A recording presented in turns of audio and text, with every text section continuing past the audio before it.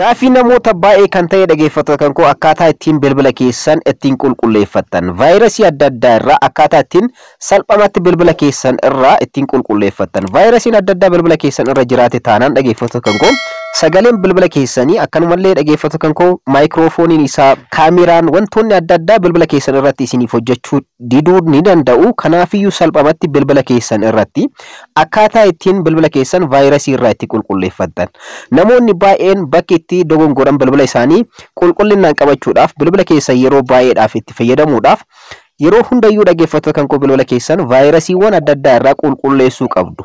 Vaayirasiiwwan adda addaa yeroo miidiyaalee hawaasaa sooshaal miidiyaa kanatti fayyadamtan intarneetatti fayyadamtan bilbila keessan irratti yeroo appilikeeshinoota adda addaa kan akka feesbuukii, teelegiraamaa, miidiyaalee hawaasaa kan jedhaman yeroo fayyadamtan yeroo wantoota intarneetii irratti wantoota adda addaa ilaaltan vaayirasiin gara bilbila keessaniitti ni seena. Vaayirasiin kun immoo bilbila keessan irratti miidhaa guddaa geessuu ni danda'a. Bilbila keessan maayikiroofooniin isaa sagaleen isaa yeroo namaaf bilbiltan yeroo viidiyoo adda addaa wantoota adda addaa dhageeffattan sagaleen bilbila keessanii dhageessisuu dhabuu danda'a. Akkanumallee vaayibireetii adda addaa qabaachuu danda'a. Vaayirasii kana qofaa miti dhageeffattoota koo bilbila keessan vaayirasii adda addaa wantoota adda addaa yoo kan hin qulqulleessine ta'e bilbilli keessanillee salphamatti namootaan hack ta'uu danda'a yookaan hatamuu danda'a.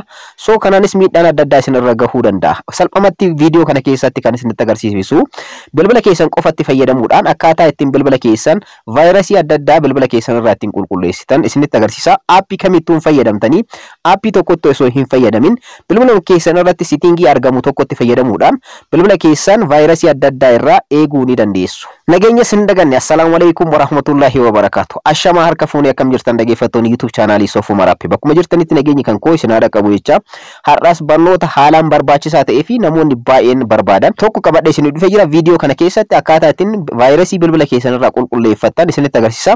Vaayirasiin bilbila keessan irraa jira taanaan bilbila keessan sagaleen isaa seeraan hojjechuu dhabuu danda'a. Dhageeffattoota kan koo vaayirasiiwwan adda addaa bilbila keessan irra taa'uudhaan bilbila keessanillee isin jala guutuu danda'a. Meemoriin keessan storoojiin bilbila keessanii isin jala guutuu danda'a. Vaayirasiiwwan barbaachisaa hin taane bilbila keessan irratti waan kuufamaniif jechuudha. Egaa bilbila keessanillee akka isin jalaan guunne akkanumallee vaayirasiidhaan akka isin jalaan miidhamne bilbila keessan isin jalaan miidhame taanaan vaayirasiidhaan istaak gochuudhaan yeroo baay'ee isa lakkisa. Saffisaan iskiriiniin bilbila keessanillee isiniif hojjechuu dhabuu danda'a. Wantoota baay'eetu jira. Kanaafiyyuu bilbila keessan vaayirasii irraa akkaataa ittiin qulqulleeffattan aappii tokkotti osoo hin fayyadamin isinitti agarsiisa. Gara barnoota keenya kanarratti osoo hin darbiin warroonni yeroo jalqabaatiif gara YouTube chaanaalii kanaatti dhuftan subscribe gochuudhaan gara maatiiwwan keenyaatti dabalamaadhaan viidiyoo kana like share gochuudhaan hiriyoota keessaniin dhaqqabaadha.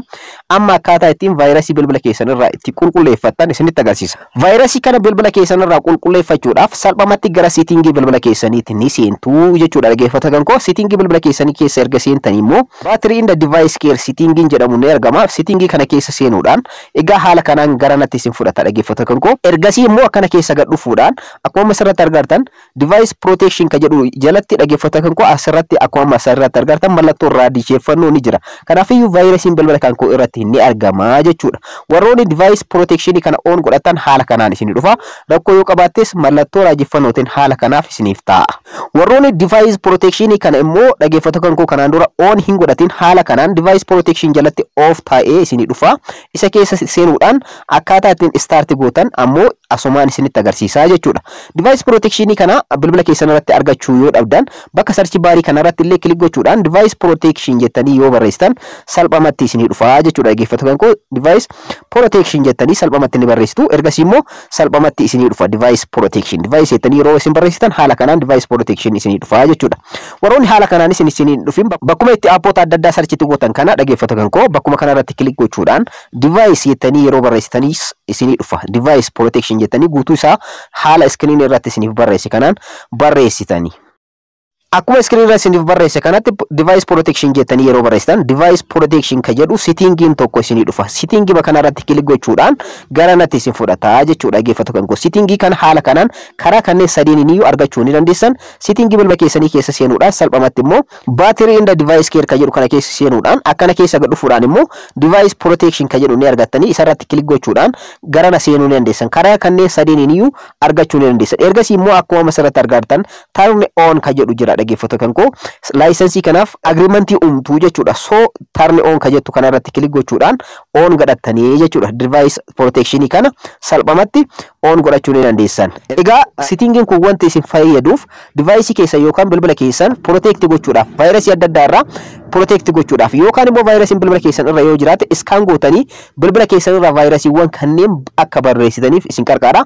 Vaayirasiiwwan bilbila keessan irratti argaman balleessuudhaaf iskaan needed one iskaan needed ka jedhu fuulduratti akkuma asirratti argattan mallattoo raajeffannoo ni argama. Kanaafiyyuu vaayirasiin ni argama jechuudha dhaggeeffattoota kan koo asar bilbila kan koo kanarratti. So kanaafiyyuu iskaan foon ka jedhu kanarratti kilik gochuudhaan vaayirasii kana bilbila kan koo irraa qulqulleessuu haquu ni danda'a. Iskaan foon ka jedhu kanarratti kilik gootan ergasii immoo iskaan gochuu ni eegala hanga 100tti ni laakka.